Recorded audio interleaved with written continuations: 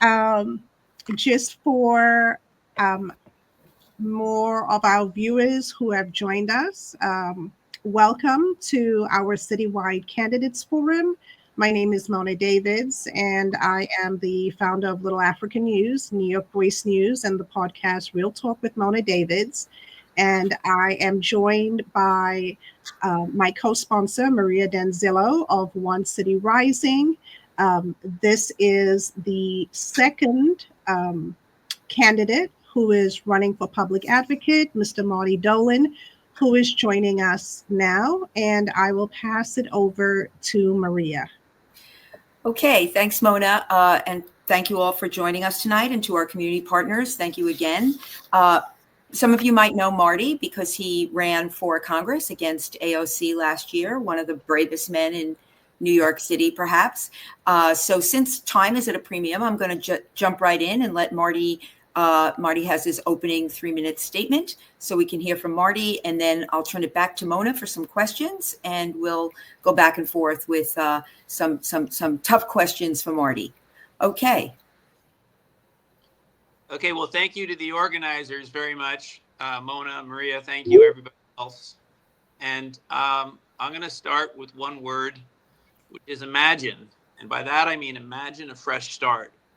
Imagine when you get a new job, you have a new relationship, and your whole life feels energized. Well, that's what I think New York needs. I've been a business doctor for 40 years. I've helped clean up the environment. I helped the world recover from disasters like the World Trade Center attack. And when things feel really impossible, like the dramas going on in New York these days, you need leaders who don't complain, but who can lead. And what I see about New York is that everything's gotten too complex. I've seen this in businesses for the last 40 years. It's like the city's trying to do everything for everybody. They're trying to do 10 or 20 things, and they're not doing them well. And it's really a one-way street. When people say, I love New York, sure. But how does New York love you?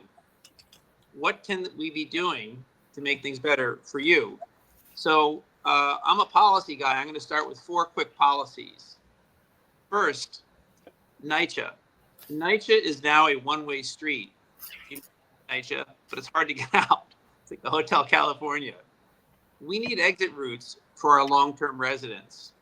I propose that the pension fund should offer mortgages to the good tenants, along with equity. What equity you have built. A simple example might be you get an $80,000 mortgage and a $40,000 transferable equity voucher. Now, you don't have to take it. You can stay just the way you are. But we want to get people a fresh start. And we can do this. We don't have to worry about Trump. We don't have to worry about the Republicans or anything. This is in our capacity to do it. And for some reason, it hasn't been done. This is a $20 billion injection into our neediest communities. Secondly, we need fast start accounts. And by that, what I mean is no taxes for those who are under the age of 26.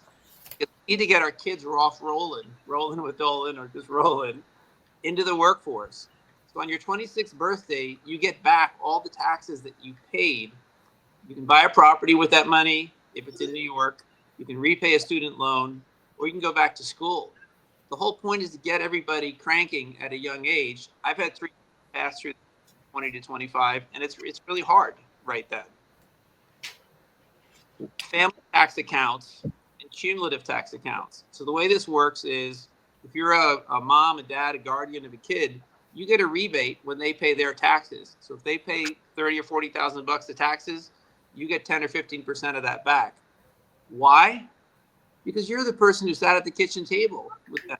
You're the one who instilled the values with them to go to school and see what they've achieved. A cumulative tax account is what you get when you pay your taxes 5 years, 6 years, 7 years in a row. So, you know, we tax everybody the same, whether they come in here for a year or whether they're here for 7 years. The backbone of our city are middle-class taxpayers, and we need to support them with, you know, a trip to Disneyland every 7 years, or some cash that they can use where we say, you love New York, we love you back. We recognize what you're doing every day, knocking out your taxes. And lastly, congestion pricing, but for through traffic. All those highways in the Bronx and Queens, which were my home boroughs, they're built for truck drivers and commuters, not for you. There's a concept called carbon neutral, which talks about the environment, but I think our outer boroughs should be congestion neutral. If we have to have highways through there with pollution, congestion, and asthma, let the people who are creating that problem pay for it. Let's cover those highways. Those passing through shouldn't leave a footprint. I will never speak badly of another candidate who goes into public service. So Advocate Williams, for example, is a very righteous man who believes in racial equality. Well, so do I. But there has to be a balance. You have to look at all the issues. And if New York City was a sports team, if this was draft night or the trade deadline, you'd have to conclude that the leadership team has failed New York for the last 4 years. Another 4 years with the same approach will be the same result. So I'm offering a fresh start. Thank you. Thank you very much. So I just want to talk about one of the things that we hear a lot when it comes to the public advocate's office, or for folks who actually know there is something called a public advocate's office. There has been a push for the last few years to actually abolish the public advocate's office. So my question to you is, in your opinion,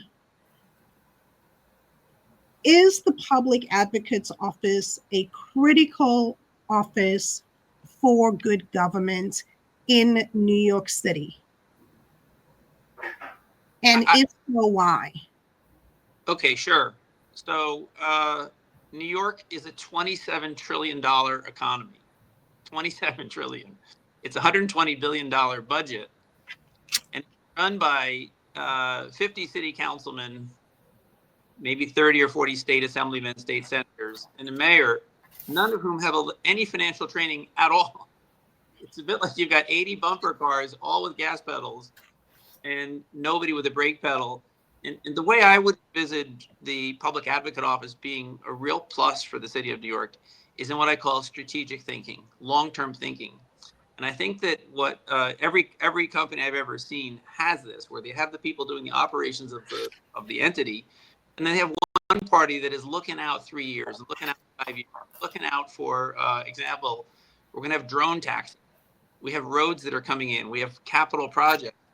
And I think that strategic planning office, I think the public advocate role would be very valuable to the city.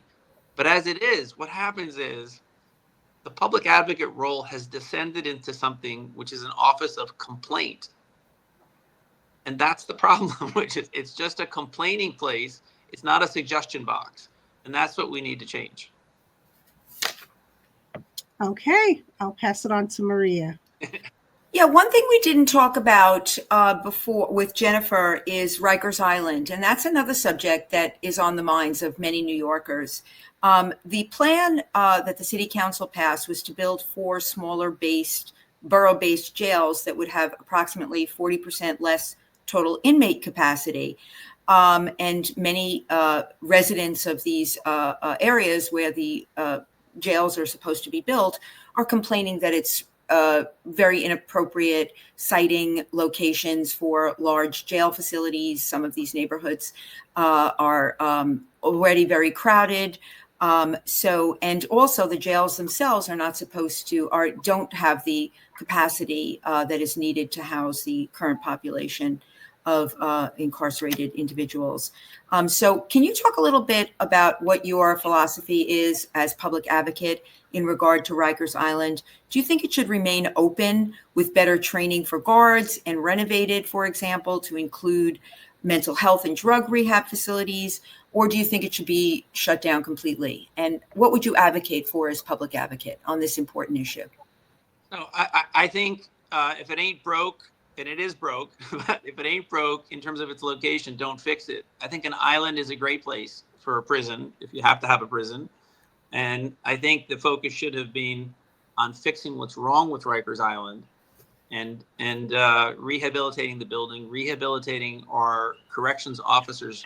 And it's been a bad idea to spread this out into the boroughs. So it's no surprise that the complaints by this. I'll point out that we had, we have this peculiar relationship where our prisoners are shipped upstate, and unfortunately, there's been a series, one thing after another, where the prisoners have been killed. And this is a real problem. I've been to the most recent protest, Robert Brooks. And I think this comes back to what I have really campaigned on, which is higher standards. We just don't have high enough standards in New York. We don't have high enough standards in the corrections department, in the schools, in the police.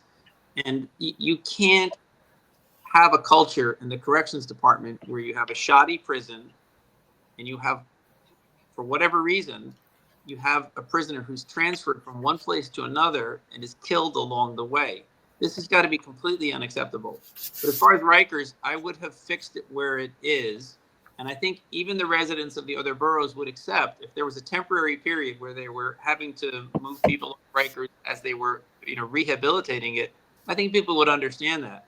But moving out into the other boroughs doesn't make any sense to me. Okay. You mentioned our police offices, the NYPD. In your role as public advocate, you can introduce legislation. And our current public advocate, Jumaane Williams, most recently introduced legislation on solitary confinements in Rikers Island, as well as the How Many Stops Act. So my question to you is, again, what type of legislation would you introduce? And, would you introduce legislation supporting or increasing the NYPD budget and the number of police officers, considering how short-staffed we are? The quick answer is yes, we need more police. And we need more police until the crime goes down to the point where people say we have too many police. And we have people getting set on fire on the subway. We have people getting hit in the head as they're walking down the sidewalk. The simple answer is in the short term, you need to put more police until the problem is solved. In the long run, what can happen is that you've got, for every policeman, there's about 300 citizens. And the only way that the police can work is if there's a good relationship between the one cop and the citizen. The public advocate did a lot to undermine defunding police and put the glue. There's glue between the 300 people and the policemen. You undermine that confidence, the whole thing falls apart, which is what you've seen. So I think we need to back our police. Police are a constant in every society all over the world. I think we need more for the police with technology. They spend a lot of time pushing paper. It spend a lot of time with bureaucracy. And in the short term, I think we need to raise the budget, have more public safety, and then we need to find ways to make it more efficient so that we can do more with less. But for example, what the public advocate should be doing is we should be having seminars for the people on what does the Fourth Amendment mean. Well, everybody understands what their Miranda rights are. We've seen that all on the TV shows. Everybody understands the Fifth Amendment, but we need a common understanding of what the Fourth Amendment means: freedom from unreasonable stop and seizure. And that's a great role for the public advocate to get out to the community with the police stations, with community leaders, and say, listen, these guys can't do their job unless we all work together.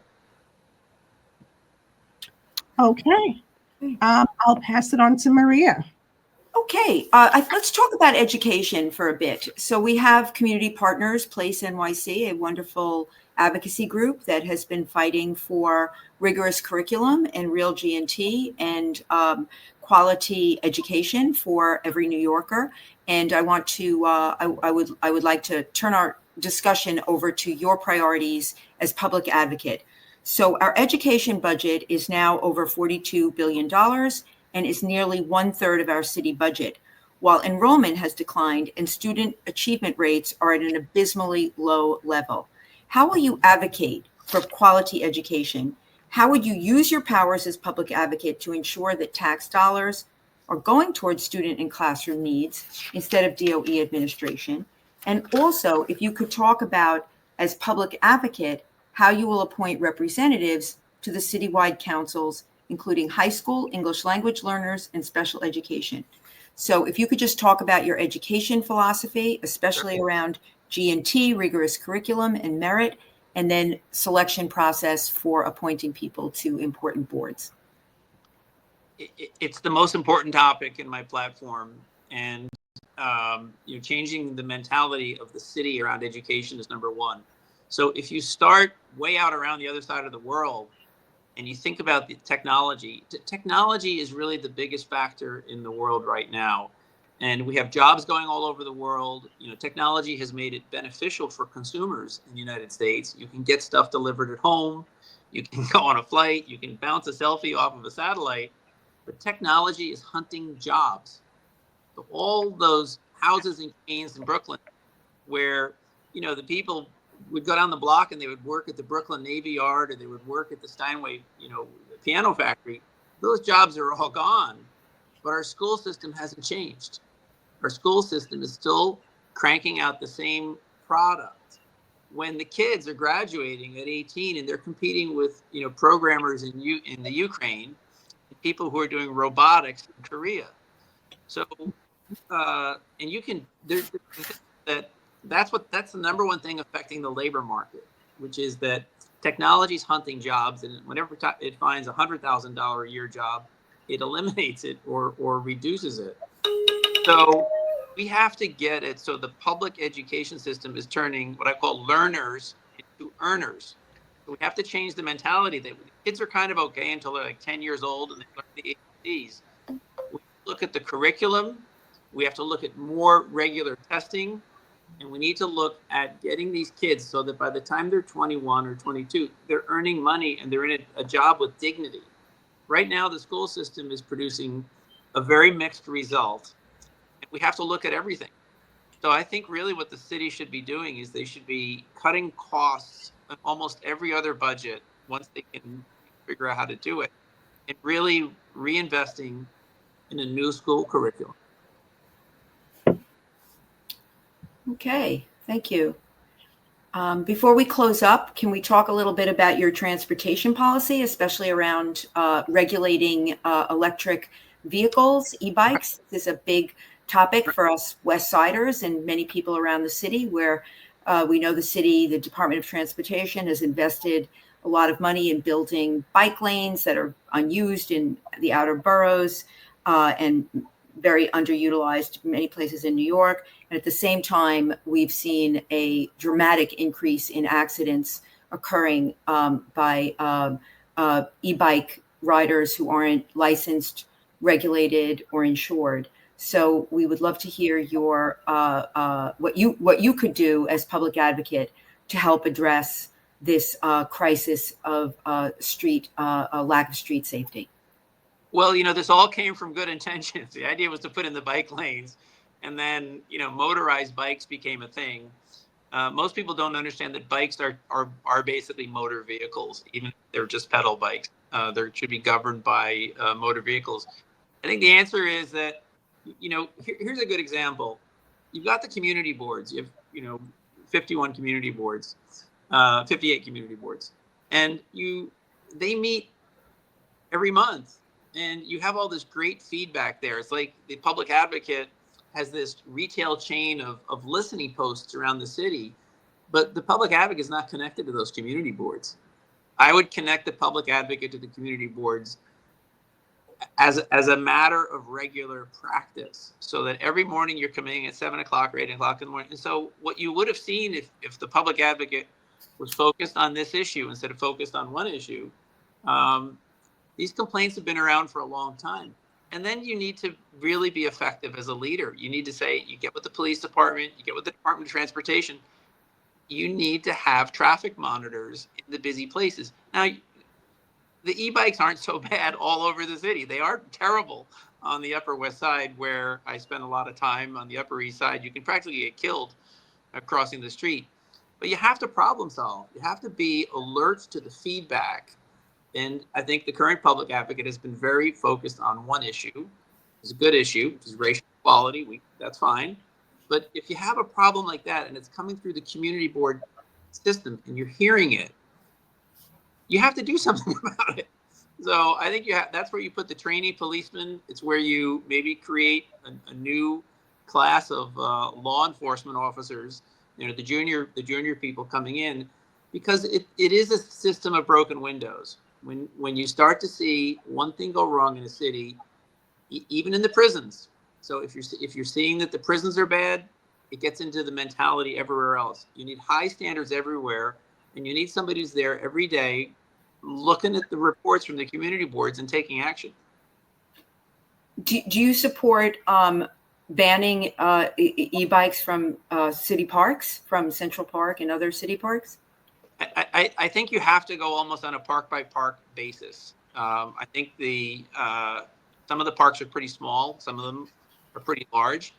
I think you have to look at what they're doing in Central Park, which is putting more delineation between where the bikes can go, where the walkers can go, and where the pedestrians can go. Sounds great. So we're just about out of time. So we'd love to give you a minute or two to make a closing statement. And we thank you so much for joining us tonight. It was a privilege to have you here. And we wish you very best of luck in your campaign. And thank you for stepping up. I'll finish by saying this, which is, for the last 10 or 12 years, had a mayor squabbling with the governor and governor squabbling with the mayor, and now you have a president. The way the Democrats can succeed, the way we can all be proud of being Democrats going forward, is if you fix our problems. So in New York, you have control of the state assembly, the state senate, the city council, and there's no reason to be complaining about Donald Trump or it's our fault if the schools aren't good. It's our fault if the subways aren't good. And so we have to accept responsibility. And the second that we create positive programs for change that are ours, that's succeed nationally. Okay, well, thank you so much, Marty. And again, everyone, please remember to commit to vote. We have some great choices in the public advocate race. By the way, for those of you who are on the call who are members of One City Rising, our political club, we will be having an endorsement meeting next week. So you'll be getting an email on that as well. So hopefully you're getting information tonight so we can have a good election next week. That's on Tuesday, May 13th. Okay, thanks again, Marty. Bye.